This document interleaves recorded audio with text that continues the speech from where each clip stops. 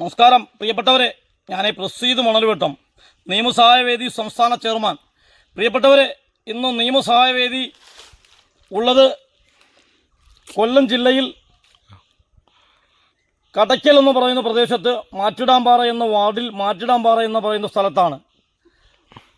പണ്ട് നമ്മുടെ ശ്രീമാൻ രാജദാസും സായിദാസും ഒക്കെ പഞ്ചായത്ത് പ്രസിഡൻ്റായിരുന്ന കാലയളവിൽ ഈ മാറ്റിടാമ്പാറ എന്ന് പറയുന്ന പ്രദേശം ടൂറിസം പദ്ധതിയിൽ ഉൾപ്പെടുത്തി ടൂറിസം കേന്ദ്രമാക്കുന്നതിന് ഒരു ശ്രമം നടത്തിയിരുന്നു. എങ്കിലും വിവിധ രാഷ്ട്രീയ പാർട്ടികളുടെ ഇടപെടലുകൾ ഈ മാറ്റിടാമ്പാറ ടൂറിസം എന്ന സാധ്യതയെ പുറകോട്ട് വലിക്കുന്നൊരു കാഴ്ചയാണ് നമ്മൾ കണ്ടുകൊണ്ടിരിക്കുന്നത്.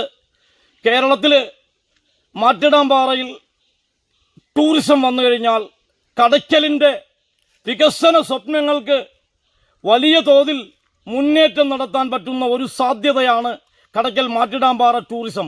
പ്രിയപ്പെട്ടവരെ, കടയ്ക്കൽ മാറ്റിടാമ്പാറ ടൂറിസത്തിന് കേരള ഗവൺമെൻറ്റും വിവിധ രാഷ്ട്രീയ പാർട്ടികളും കടയ്ക്കൽ പഞ്ചായത്തും ശക്തമായ സമ്മർദ്ദം ചെലുത്തി ഈ പ്രോജക്റ്റ് ഇവിടെ കൊണ്ടുവരുന്നതിന് ആവശ്യമായ നടപടി സ്വീകരിക്കണം എന്നാണ് നിയമസഹായവേദിക്ക് പറയുവാനുള്ളത്. അത്തരമൊരു സാധ്യത കടയ്ക്കൽ വന്നാൽ കടയ്ക്കലിൻ്റെ തന്നെ മുഖ ചിത്രം മാറുന്ന, കടയ്ക്കലിൻ്റെ വികസന പന്താവിൽ വലിയൊരു സംഭവമായി മാറുന്ന ഒരു പ്രോജക്റ്റാണ്.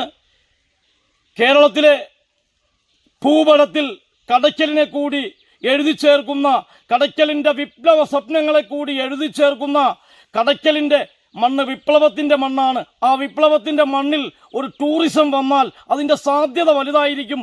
ആ സാധ്യത കടയ്ക്കൽ പഞ്ചായത്തും ഗവൺമെൻറ്റും അതുപോലെ രാഷ്ട്രീയക്കാരും ചേർന്ന് കൂട്ടായി തീരുമാനമെടുത്ത് കടയ്ക്കൽ മാറ്റിടാമ്പാറയിൽ ടൂറിസം പദ്ധതി കൊണ്ടുവരുന്നതിന് ആവശ്യമായ മുന്നൊരുക്കങ്ങളും നടപടിയും നടത്തണം എന്നാണ് നിയമസഹായവേദിക്ക് പറയുവാനുള്ളത്.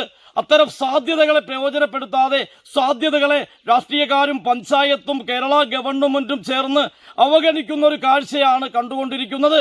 അത്തരം അവഗണന തുടർന്നാൽ നിയമസഹായവേദി എന്ന് പറയുന്ന സംഘടനയുടെ നേതൃത്വത്തിൽ വരും ദിവസങ്ങളിൽ സമരപരിപാടികളുമായി മുന്നോട്ട് പോകുമെന്ന് കേരള ഗവൺമെൻറ്റിനെയും പഞ്ചായത്ത് അധികാരികളെയും ഇവിടുള്ള വിവിധ രാഷ്ട്രീയ പാർട്ടികളുടെ പ്രതിനിധികളെയും ഓർമ്മിപ്പിക്കുവാൻ നിയമസഹായവേദി ആഗ്രഹിക്കുന്നു.